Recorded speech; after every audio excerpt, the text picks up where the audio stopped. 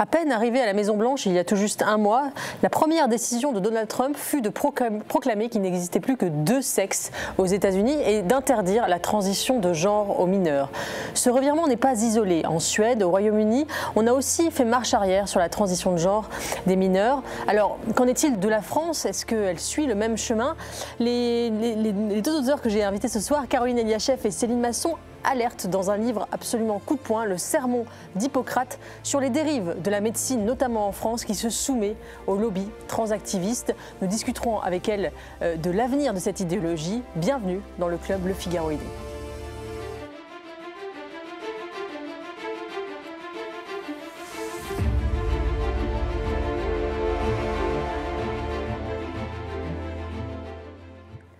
Bonsoir à toutes les deux et bienvenue dans le club Le Figaroïde.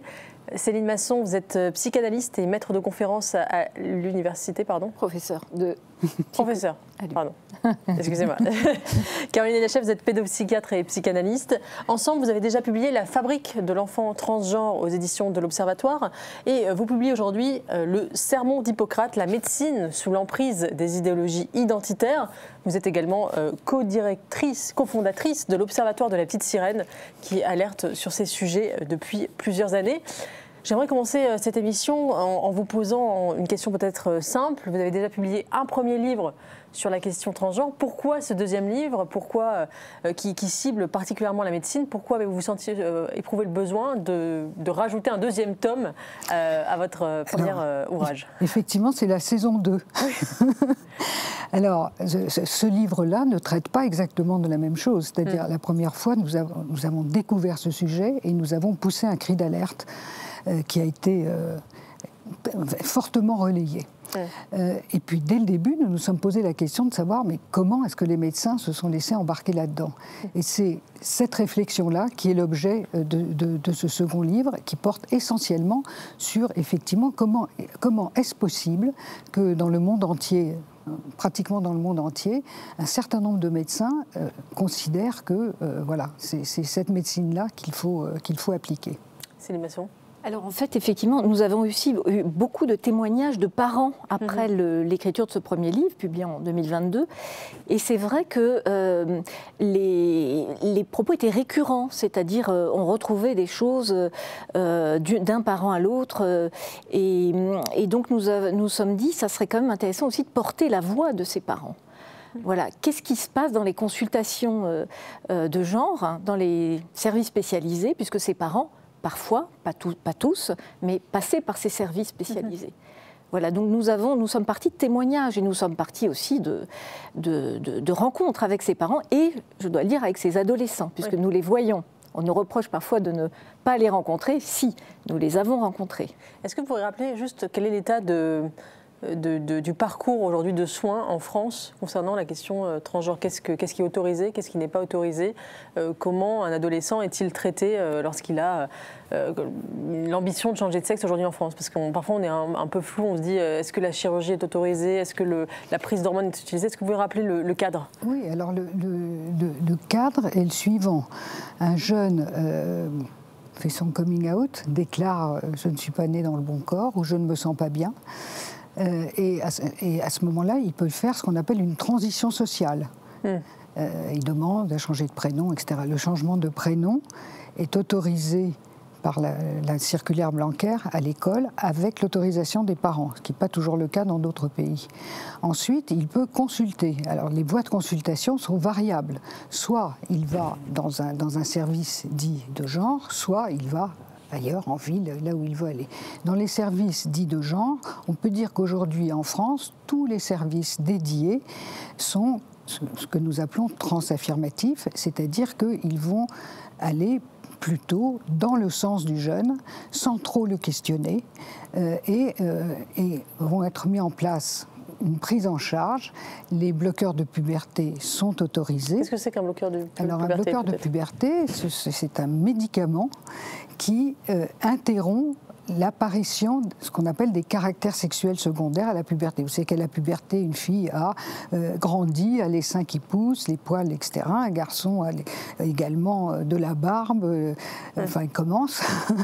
La voix qui change aussi. La voix qui change, l'augmentation de la taille, etc. Donc les bloqueurs de puberté interrompent cette évolution, qui est une évolution non seulement physique, mais également psychologique, parce qu'il se passe énormément de choses au moment de la puberté pour un jeune. Donc aujourd'hui, les bloqueurs de puberté sont autorisés, c'est-à-dire ils sont autorisés parce qu'ils sont utilisés depuis une trentaine d'années dans une certaine forme de pathologie qui sont les pubertés précoces. Ce qu'on appelle une puberté précoce, c'est un enfant entre 5 et 7 ans qui commence à puberté. Là, c'est carrément un peu tôt. Donc les bloqueurs de puberté sont parfaitement indiqués. Voilà, donc un jeune peut ou pas prendre des bloqueurs de puberté, et les hormones croisées, c'est-à-dire la testostérone pour les filles et les hormones féminines pour les garçons, qui vont leur permettre de changer un petit peu leur apparence. Il n'y a pas une date à laquelle c'est autorisé, mais d'après ce que nous savons, ils commencent à être prescrits entre 16 et 18 ans. Les opérations, les interventions chirurgicales, à savoir ce qu'on appelle les mastectomies. Alors, mastectomie, c'est on vous enlève les seins.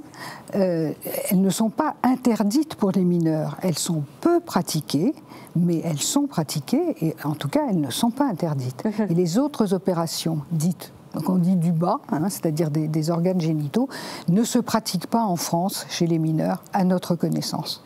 Voilà à peu près le... D'accord. Céline Masson, vous voulez ajouter quelque chose ? Oui, alors vous dites comment ça se passe, effectivement, le déroulement dans ces services, mais il y a d'autres formes, effectivement, aussi de consultation. Ces jeunes peuvent rencontrer aussi leur médecin généraliste, un pédopsychiatre, un pédiatre.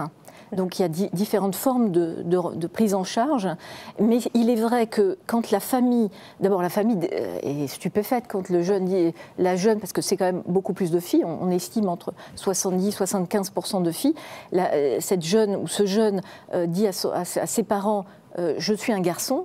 Je voudrais faire une transition, je voudrais prendre des bloqueurs de puberté, ou en général c'est plutôt des hormones croisées.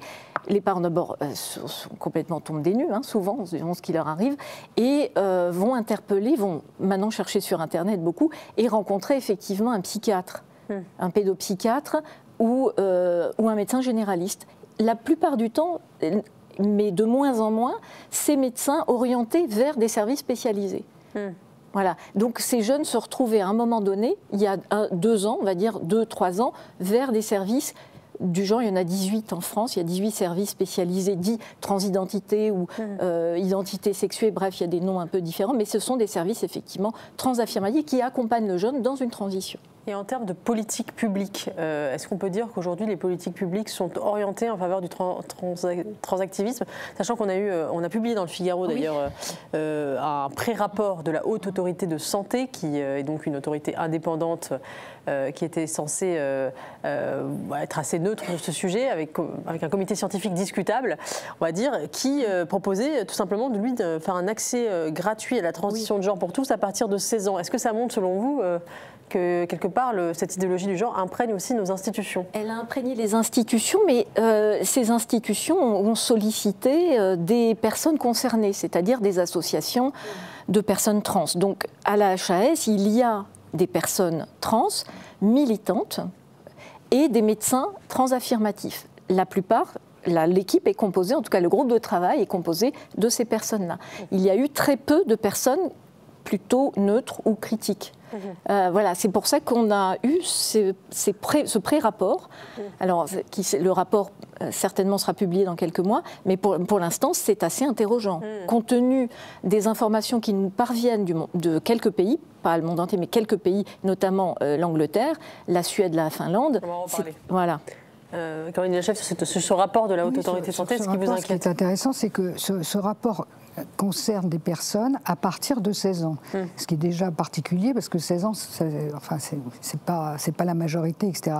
Et donc, effectivement, pour les personnes entre 16 et 18 ans, le rapport va plus loin que que beaucoup de pays qui sont très transaffirmatifs. Il va encore plus loin. Donc effectivement, c'est une sorte de bombe qui sont sortis et qui effectivement a fait réagir. Maintenant, le rapport concernant les mineurs, c'est-à-dire, on va dire les moins de 16 ans, n'est même pas encore programmé. Donc il devrait être, d'après ce qu'on nous avait annoncé, il devrait être programmé pas avant le mois de septembre 2025 et ne sortirait qu'un an et demi plus tard. Donc on voit que ce que vous appelez la politique de santé, elle n'est pas prête de sortir pour les mineurs. Justement, oui, allez-y, pardon, vous voulez rajouter quelque chose? Non, tout à fait. Non, je voudrais revenir au cœur de votre livre. Comment, justement, vous expliquez que la médecine, la science, se soit à ce point aveuglée, enfin, en tout cas, ce que vous estimez être un dévoiement, à l'idéologie? Comment ça s'est passé, en fait? Qu'est-ce qui s'est passé pour que des médecins qui sont censés, vous dites le serment d'Hippocrate, c'est de ne pas nuire et de chercher le bien du patient. Comment on en est arrivé là? Alors, vous avez vu que, si on part d'aujourd'hui, on a un paragraphe sur les DEI, c'est aux États-Unis beaucoup, c'est-à-dire l'inclusion des minorités. Voilà. Je pense que ça a quand même influencé aussi la France, c'est-à-dire une médecine inclusive, vertueuse, et ce qu'on a, nous, appelé identitaire. Donc effectivement, c'est venu progressivement et insidieusement. Donc ça fait au moins, en tout cas en France, c'est quand même assez récent. C'est les années 2010 pour les mineurs, on parle bien des mineurs. Donc c'est les années 2010 avec l'ouverture de la première consultation créée par Colette Chilon, qui est psychanalyste, mais qui ne s'attendait pas, à mon avis, à voir sa consultation dériver. En tout cas, c'était effectivement accueillir des jeunes en interrogation de genre. Donc Colette Chilon était tout à fait intéressée par les Canadiens, notamment par Kenneth Zucker et dans ce qu'il a pu développer sur le genre et l'identité de genre. Mais effectivement, ça l'a complètement dépassé, puisque, si vous voulez, on partait d'une interrogation sur le genre, sur ce qu'on était, et on en est arrivé à une intervention sur le corps, et non pas sur le genre. Parce que dire changer de genre, c'est changer de corps. Oui. Donc, en fait, c'est vraiment, je pense que c'est arrivé très progressivement avec le Canada d'un côté, mais aussi le Dutch Protocol, on en parlera peut-être tout à l'heure, à Amsterdam, enfin, surtout la clinique d'Amsterdam, l'université d'Amsterdam, qui a proposé effectivement ce qu'on a appelé Oui, justement, parlez-nous du Dutch Protocol, qu'est-ce que c'est? C'est très intéressant, c'est une histoire qu'on a envie de connaître. Il s'agit d'une psychologue qui a un poste assez important et d'une endocrinopédiatre très renommée. Cette endocrinopédiatre, elle est spécialisée dans les pubertés précoces. Un jour, elle reçoit une fille qui a 12 ans, qui est parfaitement développée, parfaitement normalement, et qui dit qu'elle est un garçon, qu'elle s'est toujours sentie garçon, que la puberté, c'est une catastrophe pour elle. Elle a écrit une lettre que sa mère a découverte où elle dit qu'elle va se suicider. Et donc, cette endocrinopédiatre qui a l'expérience des bloqueurs de puberté se dit mais je vais soulager cette fille et je vais lui donner des bloqueurs de puberté. Le cas numéro 1. Cette jeune fille ensuite se sent pas bien et elle consulte la fameuse psychologue. La psychologue la teste et la suit, dit que peut-être elle avait quand même d'autres troubles, mais elle la suit. Cette jeune fille va prendre des hormones croisées. Des bloqueurs de puberté. Donc les bloqueurs de puberté sont prescrits, puis les hormones croisées, puis une opération. Va devenir un garçon et ce cas est publié et c'est le cas numéro la matrice, c'est la référence. Ces deux femmes considèrent que c'est formidable et probablement pour cette personne c'est formidable. Du coup la psychologue se dit mais puisque ça a si bien marché pour elle, pourquoi est-ce que les autres garçons et filles que je reçois et qui me disent la même chose, si on leur donnait des bloqueurs de puberté, peut-être que ça les soulagerait et que ça leur permettrait de passer cette période et comme ça ils pourraient enchaîner directement. Et donc ces deux personnes vont faire une étude financée par des laboratoires, c'est officiel, c'est pas un scoop, financée par des laboratoires qui produisent les bloqueurs de puberté et sur un petit échantillon vont montrer que oui c'est bien que des bloqueurs de puberté, etc. etc. Et sur cette étude-là, qui est une étude, alors cette étude a évidemment été fortement critiquée sur la façon dont elle a été faite et surtout sur le fait que un petit échantillon et pendant une petite période. Cette étude, les résultats étaient quand même assez prudents. Hein, on disait il faut que ça ait commencé dans l'enfance, il faut que les parents soient d'accord, il faut qu'il n'y ait aucune pathologie associée. Enfin, il y avait un certain nombre de conditions assez strictes pour appliquer ce protocole et ces conditions, très rapidement, ont complètement sauté. Voilà. Alors ensuite, ce douche protocole a été très apprécié des Américains qui l'ont développé à grande échelle en faisant sauter toutes les précautions. Voilà, c'est ça le début. Donc la France, effectivement. La France, en tout cas certains services, notamment l'hôpital Robert Debré, s'est appuyé sur le Dutch Protocol. À la Salpêtrière, c'est un peu différent. C'était plutôt une influence canadienne de Kenneth Zucker, qui lui a assez vite arrêté. Lui aussi, c'était un des premiers, un des pionniers à voir ouvert. Vous parlez aussi d'un pionnier qui s'appelle John Monnet. Oui. Est-ce que vous pouvez nous raconter l'histoire de John Monnet? Parce que c'est on dit souvent que c'est le père de la théorie du genre, qu'il a un peu inventé cette notion. Il a fait des expérimentations qui se sont avérées plutôt catastrophiques. Est-ce que vous pouvez raconter cette histoire? Alors lui, c'était les rôles de genre. En fait, c'était un des premiers à avoir parlé des rôles de genre. En fait, c'est parti d'un petit, en fait, d'un enfant qui, j'oublie le nom de Bruce, ça me vient pas là, qui en fait avait un hypospadias, c'est ça, qui a été opéré. Et pour donc hypospadias, je vous précise ce que c'est quand même parce que tout le monde n'est pas au courant. C'est l'orifice de l'urètre, c'est-à-dire par là où on fait pipi, au lieu d'être à l'extrémité de la verge, il est en dessous. C'est ça qu'on appelle un hypospadias. Voilà, en fait, c'est une opération qui a raté. Et donc, son pénis a été brûlé. Voilà. Donc, les parents découvrent à la télé John Monnet et s'adressent à lui pour savoir qu'est-ce qu'on fait. Il a plus de pénis. En gros, il a plus de pénis et qu'est-ce qu'on fait de lui? Et il s'est dit, on va ça va être une petite fille. On va le castrer. On va le castrer et vous allez l'éduquer.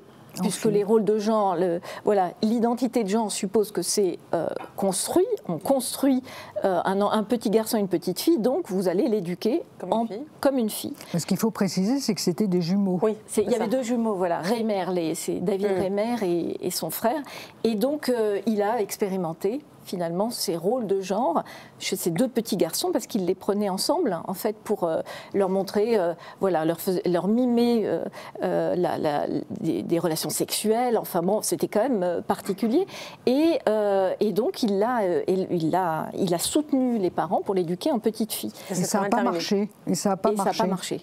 Et racontez ce qui s'est passé, peut-être la fin, qui est quand même tragique. Donc il s'est suicidé. Ouais. Alors il s'est suicidé. Les deux se sont suicidés. Voilà, les deux se sont suicidés. Alors, en tout cas pour lui, c'est sûr que ça a été très compliqué parce qu'à un moment donné, en fait, il dit qu'il ne s'est jamais senti fille et qu'il a demandé à rechanger de sexe. Donc il a eu des opérations pour... il y a eu une phalloplastie, enfin bref, ça a été quand même... Il s'est marié. Il n'a pas pu avoir d'enfant et il était très mal dans sa peau et donc lui il s'est suicidé à une trentaine d'années. Donc en fait c'est un échec total l'éducation de John Monnet et l'affirmation qu'on peut en le disant qu'on le devient. C'est pas parce qu'on le dit qu'on est une fille. Voilà, la performativité. Mais si vous voulez, le pire de tout ça, outre que ça a bousillé la vie de cette famille d'une façon effroyable, John Monnet n'a jamais reconnu son erreur, jamais. Il a ensuite, il y a une étude là-dessus qui a montré qu'il s'était planté. Lui n'a jamais reconnu son erreur et donc il était adulé par Judith Butler, etc. jusqu'à ce qu'on découvre ça. Et à ce moment-là, les féministes se sont retirées en disant ah ben non, voilà. Elles n'ont pas suivi. Mais je veux dire, John Monnet est quand même quelqu'un pour qui l'inceste, etc. C'était culturel, hein, donc il défendait l'inceste, la pédophilie, etc., etc. Donc quand même. C'est un grand pervers, voilà. Hein? Et vous comparez dans votre livre cette espèce de soumission de la médecine à l'idéologie à ce qui s'est passé en Union soviétique avec Lysenko, le scientifique qui niait la génétique parce que c'était pas conforme à la ligne du parti et notamment à l'idée très environnementaliste, très culturaliste que tout pouvait être tout était affaire de culture, d'éducation et qu'il n'y avait pas de gènes. Enfin, vous me corrigez si je me trompe. Oui, tout à fait. En quoi c'est comparable, selon vous, cette espèce de soumission de la science à l'idéologie à ce qui s'est passé en Union soviétique? Mutatis, c'est-à-dire à toute chose égale par ailleurs. C'est différent parce que là, bon, c'est pas la médecine, c'est les sciences, la génétique. Mais ce qui est intéressant, c'est comment une science, finalement, peut être influencée par une idéologie, une politique. Et on a cherché dans l'histoire des exemples. C'était un des exemples connus. Voilà. Donc on est assez prudente aussi dans les comparaisons, hein. Mais c'est quand même intéressant de voir, et surtout la chasse à l'homme qui s'est produite, parce qu'il a, la génétique, il a quand même, ils ont condamné des scientifiques qui étaient en désaccord avec lui, avec Lysenko. Donc on observe quand même des similarités avec ce qu'on a pu vivre même nous. Hein, puisque quand on a apporté la contradiction, c'est vrai que ça n'a pas plu à certains, et on a été quand même... voilà. Oui. On ne va pas nous comparer quand même aux généticiens russes qui ont perdu la vie, toute proportion gardée, mais le mécanisme est le même, c'est-à-dire quelqu'un qui a des hypothèses, il a des hypothèses, Lysenko. Donc c'est un scientifique, il va essayer de les vérifier, elles sont fausses. Il ne reconnaît pas ses erreurs, mais il est soutenu par Staline. Il est soutenu par Staline, puis par Khrouchtchev. Il faut les deux, évidemment. Il faut un pouvoir politique. Voilà, donc on a cherché, effectivement, d'autres exemples dans l'histoire, pas trop lointaine, où la médecine et là la génétique étaient ce qu'on appelle saisis par l'idéologie. Alors, il y en a d'autres. Oui. La médecine peut se tromper, d'ailleurs, mais on le reconnaît. Là, c'est la collusion entre le politique et le scientifique ou la médecine qui nous a quand même interpellés, et on trouve des comparaisons aujourd'hui avec cette médecine du genre où il y a quand même de la psychanalyse, parce que j'ai eu l'impression que les psychanalystes étaient quand même assez réticents sur la théorie du genre. Alors peut-être que vous allez me dire qu'il y a des divisions, mais parce qu'ils ont la différence des sexes joue un rôle quand même prépondérant dans la psychanalyse, le père, la mère, etc. Est-ce que vous diriez qu'il y a une résistance de la psychanalyse à la théorie du genre, ou qu'en fait il y a une division, il y a des psychanalystes? Il y a une division, il y a des collègues effectivement. Heureusement qu'il y a des divisions. Oui, s'il y avait tout le monde, il n'y a pas une qui uniformité. pensaient tous la même chose, ça n'irait pas. Il y a des courants de psychanalyse pour une psychanalyse émancipée. Voilà. C'était le titre d'un livre de Laurie Lofer, voilà, qui est tout à fait en faveur de la alors, théorie du genre, on ne reconnaît pas le syntagme théorie du genre, hein, mais les études de genre, donc pour eux, c'est un support pour penser les différences aussi, mais malheureusement, ils ont vraiment abandonné le socle commun, et notamment la biologie, et puis ce qu'on a de commun. Et pour ce qu'on peut appeler une idiosyncrasie, hein, c'est vraiment comment je suis, moi, singulièrement, et comment je me revendique, comment je revendique ma singularité. Ok, mais il y a le collectif qui est là. Donc on a l'impression d'un détachement de ce qui nous fait finalement être humains et en collectivité. Donc ils ont perdu de vue le collectif. Vous voyez, c'est ça le glissement et le danger. Quand on perd de vue le collectif et le réel, parce que la biologie c'est du réel, ça devient inquiétant. Caroline Achef, sur la psychanalyse? Non, sur les psychanalystes, effectivement, il n'y a pas les psychanalystes comme il n'y a pas les femmes, les hommes, etc. Et donc, nous faisons notre travail en essayant de convaincre nos collègues. Certains ne sont pas convaincus du tout, mais on va dire quand même, grosso modo, qu'au moins on peut discuter. Oui, voilà. Qu'on ne soit pas d'accord, c'est plutôt bien, et qu'on puisse débattre. Le problème, c'est qu'on n'a pas pu débattre avec certains collègues. Jamais. Oui, et d'ailleurs, je voudrais vous interroger sur la réception qu'ont eu vos prises de position, parce que vous avez été, on peut le dire, persécuté. Enfin, en tout cas, non, mais si, quand même, vous avez reçu des excréments lors d'une de chat, oui. Je ne sais pas comment on sait d'ailleurs que c'est de chat, mais on nous a dit que c'était de chat. Voilà. Lors d'une présentation, je crois, de votre dernier livre à Bruxelles. Est-ce que vous vous attendiez, en prenant ces positions, à une telle violence?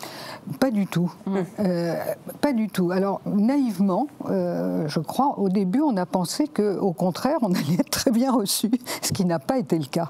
Mais à l'époque, je veux dire, on débarquait un petit peu dans ce sujet, et nous n'avions absolument pas mesuré à quel point un certain nombre d'institutions, et des plus prestigieuses, étaient déjà totalement infiltrée par des associations transactivistes. On l'ignorait complètement. Donc effectivement, on l'a découvert. Bon, il faut quand même dire que d'une certaine manière, ils nous ont rendu service, puisque c'est grâce à eux qu'on a été mieux connus. Il faut quand même le savoir. C'est une sorte de publicité, oui. Écoutez, oui, mais je pense qu'ils ont réalisé ça aussi. Oui. C'est-à-dire qu'en nous attaquant, ils nous faisaient connaître. Mais ils se faisaient connaître aussi. Et finalement, voilà ce qui s'est passé. Bon, c'est assez curieux parce qu'au début, quand on nous disait vous êtes courageuse, on se regardait en disant c'est ça le courage. On avait une autre idée du courage. Finalement. Dans votre livre, un peu la litanie de toutes les conférences qui ont été perturbées, c'est assez quand même impressionnant. Oui, on a voulu faire un petit peu la généalogie. Oui, on a eu envie quand même de raconter ce qui s'était passé tout à fait factuellement. Oui, pour ne pas l'oublier. Quand même, il s'est passé tout ça. Je pense qu'il ne faut pas l'oublier. Ça s'est beaucoup apaisé, mais on ne l'a absolument pas appréhendé. Comment expliquer une telle violence? Parce qu'une controverse, peut-être parfois, il y en a eu dans la psychanalyse, vous l'avez dit, etc. Mais pourquoi une telle violence? Je pense que, encore une fois, nous ne nous occupons que des mineurs. Et bien justement, dans cette idéologie, si on laisse tomber les mineurs, tout tombe. Toute proportion gardée, je pense que c'est exactement la même chose que ce qui se passe en Iran avec le voile des femmes. Si les Iraniens lâchent sur le voile des femmes, c'est terminé.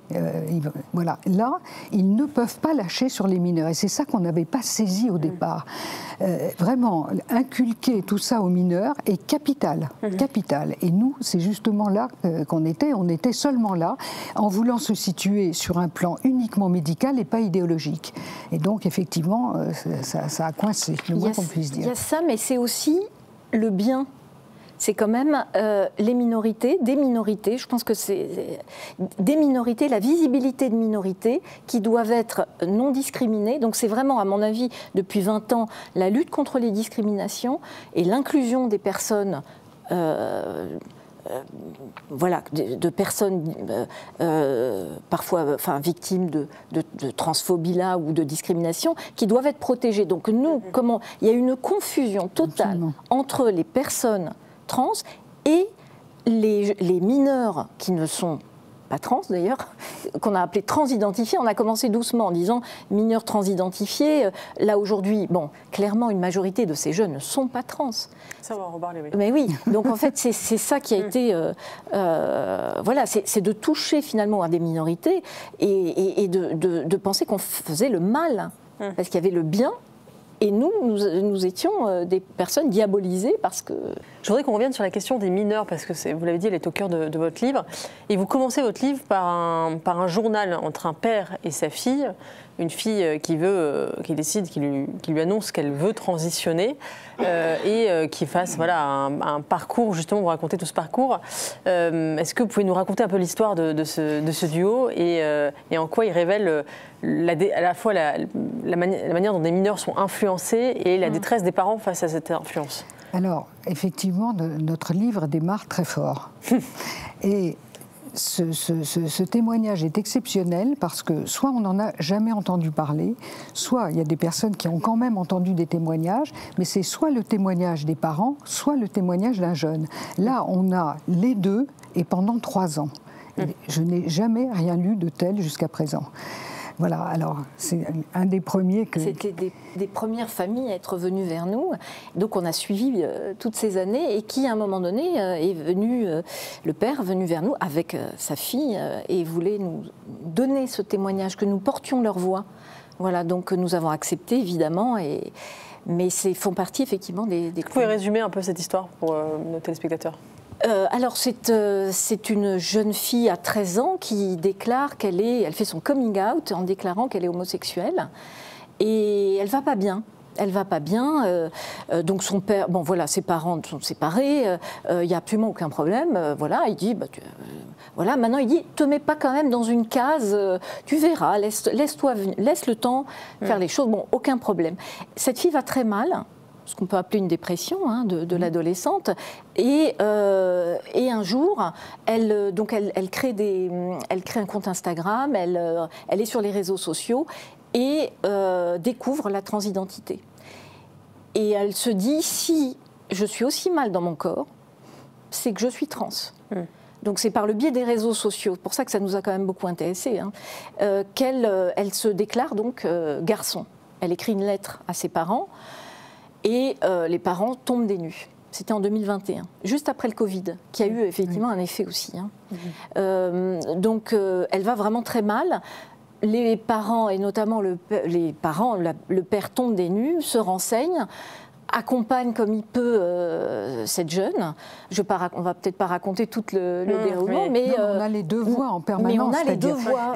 Elle dit je vais écrire une lettre à mon père. Et lui nous dit comment il a reçu cette lettre, sa réaction quand il reçoit la lettre de sa fille. Donc c'est un entrecroisement entre la voix du père et la voix de la fille. Ce qui est intéressant, c'est que cette jeune fille donc est prise en charge par une association, puis par des médecins qui la poussent plutôt vers la transition. Et finalement, son père lui dit attends. Et elle change d'avis. Et elle change d'avis comme en fait c'est vraiment paradigmatique de ce qu'on voit aujourd'hui. Franchement, moi j'ai vu pas mal de ces jeunes suivre le même parcours. Donc c'était très intéressant parce que je pense qu'on porte une voix de parents et d'adolescentes qui ne sont pas donc trans, qui sont parfois homosexuels, parfois pas, qui deviendront. Et c'est vrai que c'est typique parce qu'on a quand même écouté beaucoup de parents. Donc il est complet, il est bien écrit. Ils se sont mis chacun dans une chambre à écrire parallèlement. C'est pour ça qu'ils ont appelé en parallèle. Ils écrivent parallèlement leur histoire. Non, effectivement, je dois reconnaître que c'est très intéressant et assez percutant. Et parce que vous dites, tous ces jeunes ne sont pas trans. Ça, c'est intéressant parce que est-ce que vous pensez quand même qu'il existe des cas de dysphorie de genre avérés et qu'il y a d'autres cas qui sont fantasmés, ou en tout cas influencés par les réseaux sociaux, etc. Comment on distingue l'un de l'autre ? Eh bien justement, on ne peut pas. Il y a pas, on ne peut pas dire devant tel ou tel jeune comment il va évoluer. Ce qui est absolument certain, c'est que si vous voyez un jeune, n'importe quel jeune à 16 ans, et que vous le revoyez à 26 ans, généralement, il n'est pas tout à fait pareil. Il peut avoir les cheveux bleus, etc. etc. Ça, c'est une chose. Donc, du côté médical, il n'y a aucun examen qui permette un diagnostic un examen certain. Prédictif, comme elle dit, Cass. Ça n'existe pas. Alors maintenant, est-ce que pour certaines personnes, le fait de faire cette transition est une solution ? Évidemment que oui. Mais elles ne sont pas forcément extrêmement nombreuses. Celles-là ont existé de tout temps. Nous en avons rencontré des personnes adultes, qui disent, alors celles que nous avons rencontrées sont absolument sur nos positions en disant oui, c'est possible, pour moi ça a été la bonne solution, mais certainement pas pour des mineurs. Ils ont exactement la même position, et une autre position qui est de dire qu'ils savent parfaitement qu'ils ne sont pas devenus femmes ou devenus hommes. Mais le parcours qu'ils ont suivi est pour eux, on va dire, une solution possible qui leur a apporté des choses. Donc ça, c'est très clair. Alors maintenant, est-ce que les adolescents qui vont sur les réseaux sociaux en disant je me sens mal dans mon corps et qui ont la réponse je suis trans, est-ce que ceux-là sont trans ? Nous ne le pensons pas. Et quel est le rôle justement des réseaux sociaux dans cette espèce d'épidémie de cas de transgenrisme qu'on a vu, notamment, vous avez dit, après le Covid. Je crois qu'aux États-Unis, les cliniques de genre ont explosé. Mais oui. Est-ce que les réseaux sociaux ont un lien avec ça ? Alors, je vais vous donner des éléments factuels, parce que chaque fois, j'entends déjà les critiques, elles disent que c'est les réseaux sociaux. En fait, c'est factuel puisque ce sont des témoignages, et pas un, pas deux, beaucoup de témoignages de parents. Pendant le Covid, leurs jeunes, ils ont laissé les téléphones aux jeunes quand ils étaient dans leur chambre. Donc effectivement, il y a eu un impact des réseaux sociaux, des écrans pendant le Covid, parce que ces jeunes passaient beaucoup de temps.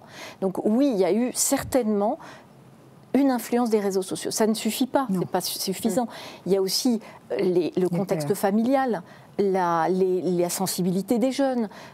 Tous les jeunes ne déclarent pas être trans, évidemment. C'est une petite minorité, c'est juste. Mais chez ces jeunes-là, très sensibles, on voit quand même des profils souvent très artistes. Enfin, voilà, moi je les vois ces jeunes. Et c'est vrai qu'on a quand même vraiment des profils, souvent, très brillant, parfois brillant, en tout cas avec une fibre artistique. Voilà, il y a quand même quelque chose qui se dégage d'un profil. Et les réseaux, elles sont très, je dis elles parce qu'on voit beaucoup de filles, elles sont très influencées par les discours sur les réseaux. Elles sont très sensibles aux discours. Donc oui, ça a un impact, mais encore une fois, ce n'est pas suffisant. Mais chez ces personnalités-là, ça aura certainement une influence, comme dans d'autres types de radicalité. Pas uniquement. Je voudrais qu'on parle de la question du suicide, parce qu'un des arguments qui est employé notamment par les transactivistes, c'est de dire, c'est l'argument du suicide, c'est-à-dire que si ces jeunes ne font pas de transition, ils vont se suicider. Il y a une phrase d'ailleurs que vous citez dans le journal de ce père, où un militant transactiviste lui dit mieux vaut un garçon qu'une fille morte. C'est un médecin qui lui dit ça. Un médecin. Mieux vaut un garçon qu'une fille morte. Et effectivement, face à ça, garçon vivant qu'une fille morte. Un garçon vivant qu'une fille morte. Okay. À partir de ça, effectivement, les parents sont effectivement paniqués et se sentent obligés effectivement d'aller vers cette transition. Qu'est-ce que vous répondez à cette question? Parce que je pense que c'est important. Alors, c'est pas moi qui réponds. C'est un certain nombre d'études tout à fait sérieuses et reconnues comme parfaitement sérieuses qui montrent que le fait de donner ou non des bloqueurs de puberté ou des hormones n'a pas l'influence sur les tentatives de suicide, ou plutôt que les tentatives de suicide après traitement sont au moins aussi importantes. C'est-à-dire qu'en fait, ça n'est pas un argument qui doit être retenu. Alors maintenant, il faut savoir que sur les réseaux sociaux, ils apprennent quoi dire pour avoir un traitement. Et dans le quoi dire, il faut dire, un, que ça a commencé dans l'enfance, ce qui n'est pas toujours vrai, et deux, la menace suicidaire. Dis que tu vas te suicider parce que comme ça, tu auras des hormones. Donc, le rôle d'un pédopsychiatre et d'un psychiatre est évidemment, non pas de prendre ça pour argent comptant, mais d'y faire quand même très attention et de faire ce que l'on fait toujours avec un jeune qui menace de se suicider, c'est-à-dire de le voir de façon soutenue et d'aller un petit peu plus loin que juste je veux me suicider, qu'est-ce que tu veux en te suicidant, etc. On sait faire avec la menace suicidaire des adolescents. Voilà, si tout adolescent qui veut quelque chose dit je vais me suicider parce que je ne l'ai pas... Oui, alors il faut savoir que ce chiffre des 1%, parce qu'ils disent qu'il n'y a que 1% de jeunes qui... donc le chiffre des 1% en fait est complètement... Lequel 1%? Les 1% de...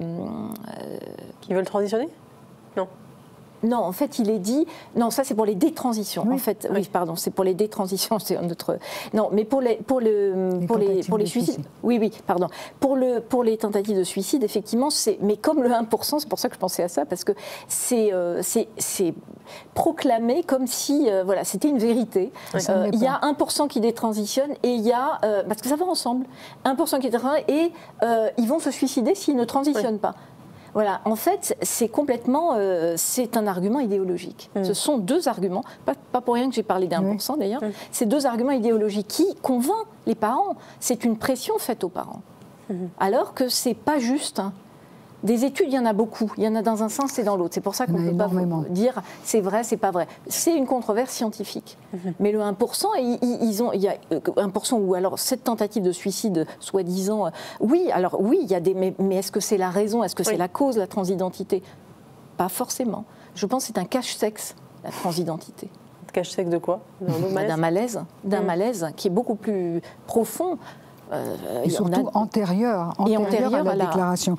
Il y a quand même ce qu'on appelle une comorbidité, c'est-à-dire d'autres facteurs qui préexistaient au fait que le jeune se déclare trans et qu'on connaît bien, dépression, angoisse, parfois des atteintes sexuelles, des filles qui ont vécu des atteintes sexuelles, l'autisme, une représentation des autistes tout à fait supérieure à ce qu'elle existe dans la vie.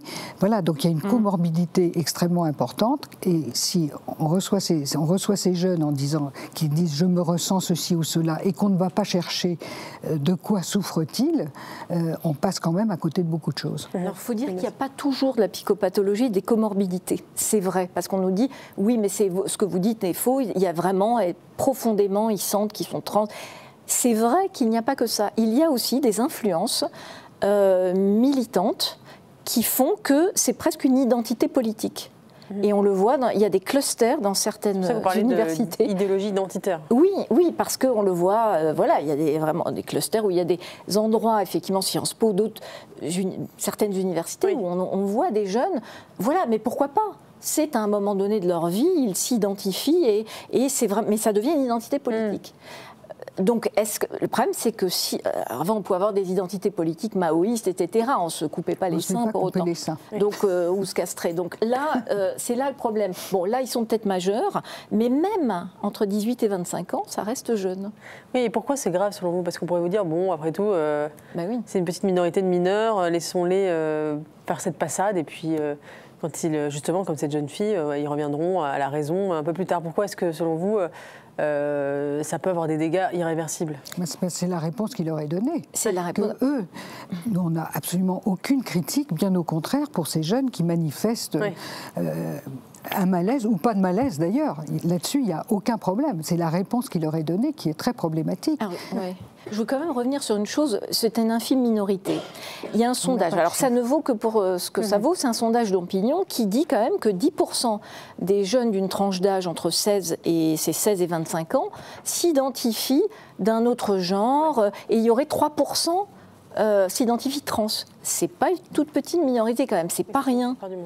C'est pas rien, c'est pas 0,0. Ça fait quand même, en fait, il y a dans toutes les classes, les enseignants. On connaît tous dans notre entourage. Bah voilà. Donc ça veut dire que alors mode, on n'aime pas dire mode, mais il y a quand même un effet de société plutôt que mode. On va dire un effet de société, un contexte aussi de crise ou de sociétal qui fait que ces jeunes cherchent des solutions et cherchent à s'identifier. Voilà. Mais c'est quand même pas rien. Vous voyez ? Et donc c'est la réponse qui leur est donnée qui nous pose problème, que ces jeunes rencontrent un professionnel qui l'écoute, et l'écoute pas seulement une fois, très bien, qu'on lui donne des bloqueurs de puberté, la réponse est non, et que les hormones croisées puissent être utilisées chez des adultes, pas de problème. Je veux dire, ce que font les adultes ne nous concerne absolument pas, mais notre credo, c'est rien d'irréversible tant qu'ils sont mineurs. Alors, les bloqueurs de puberté, il est vrai qu'il est très possible, et c'est ce que disent les médecins des services spécialisés, il y a eu très peu en France, ce qui est très possible. Par contre, ces jeunes grandissent. Le risque, c'est aussi pour plus tard, et même après 18 ans, que ces jeunes prennent de la testostérone, ce qui est quand même embêtant, et fassent des chirurgies, parce que ces filles, ce qu'elles veulent, c'est avoir un torse plat, c'est pour ça qu'ils appellent ça torsoplastie, mais garder le bas, pareil. Donc elle ne veut pas toucher au bas, mais être mastectomisée. Donc ça quand même crée, quand vous posez ces questions aux jeunes, mais dans le futur, comment vous vous projetez dans le futur, elles ne se projettent pas. Oui. Donc c'est maintenant, je veux ça parce que je veux plus de seins. Donc c'est là où ça interroge quand même. Oui. Vous voyez ? Vous avez parlé des réseaux sociaux, mais je voudrais aussi vous parler des médias, parce que vous en parlez dans votre livre. Est-ce que vous avez le sentiment que les médias en France ont un parti pris biaisé sur ces sujets? Je pense notamment aux médias de gauche, puisque vous avez été, vous le dites dans votre livre, plutôt bien reçu par la presse de droite, mais la presse de gauche est complètement fermée à ces sujets. Est-ce que c'est bien le cas? C'est-à-dire que ça nous pose problème à plusieurs niveaux. D'abord parce que je pense qu'on s'est toujours considéré plutôt comme des femmes de gauche, et que donc on est assez désespéré, d'une certaine manière, que ce soit des journaux de gauche et des gens de gauche qui nous ostracisent. Vraiment, ça nous pose problème. Alors effectivement, quand on dit les journaux, c'est comme les psychanalystes, ils ne sont pas tous d'accord. Et effectivement, la presse est divisée en deux. Il y a des journaux qui nous ont donné la parole ou exposent les choses, exposent les faits. Écoutez, pour vous donner un seul exemple, le rapport Cass, qui est le rapport de cette Anglaise, une enquête de 4 ans, qui a vraiment joué un rôle très très important dans la prise en compte et surtout dans l'exposition des faits. Le Figaro fait un article factuel rapportant les faits, qu'est-ce que c'est le rapport Cass, et terminant en donnant une citation d'Hilary Cass. Le journal Le Monde fait dans la partie bilingue, c'est-à-dire en anglais uniquement, rapporte l'AFP en disant, mais 3 lignes en anglais. il y a quand même un petit problème.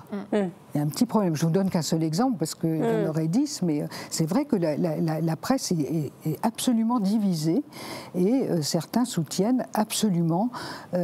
Alors, c'est toujours compliqué, si vous voulez, parce qu'il y a ce mélange que Céline a évoqué entre la défense des minorités, qui est plutôt de gauche, on va dire.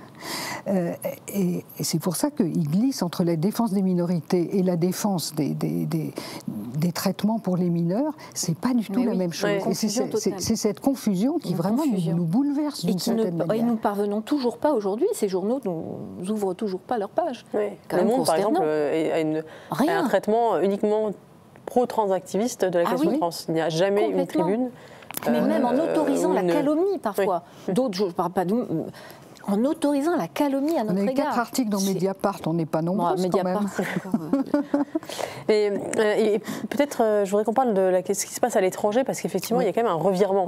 On a vu aux États-Unis Donald Trump qui a signé plusieurs décrets revenant sur l'idéologie du genre. Il a signé même un décret entouré de petites filles interdisant les athlètes trans à participer aux compétitions féminines sportives. D'ailleurs, J.K. Rowling a tweeté à ce moment-là que cette image devait être une honte pour la gauche, parce que elle avait, en fait, si la gauche n'avait pas embrassé justement bravo à toutes les personnes à gauche qui ont détruit les droits des femmes. Voilà à quoi ça aboutit, c'est que c'est Trump qui défend. Est-ce que vous êtes d'accord avec ce qu'elle dit? Complètement. Enfin, ça a été préempté effectivement par les politiques, et notamment les républicains aux États-Unis. On regrette quand même qu'il n'y ait pas eu une prise de conscience des concernés, c'est-à-dire des médecins. Il n'y a pas eu de prise de conscience. Et les médecins qui ont osé se sont fait attaquer. Il y en a un qui a failli être en procès, c'est Trump qui l'a libéré de son procès. Oui, c'est vrai. Mais oui, en Californie. Donc voilà où on en est. C'était très violent aux États-Unis quand même. On ne pouvait pas avoir une opinion, enfin un avis contraire à l'idéologie quand même qui a imprégné les institutions, en tout cas aux États-Unis. Alors pas tous les États. Alors, les États petit à petit ont quand même interdit. Mais c'est vrai que ce sont des réponses politiques. Nous aurions aimé que ce soit des réponses médicales, des institutions médicales.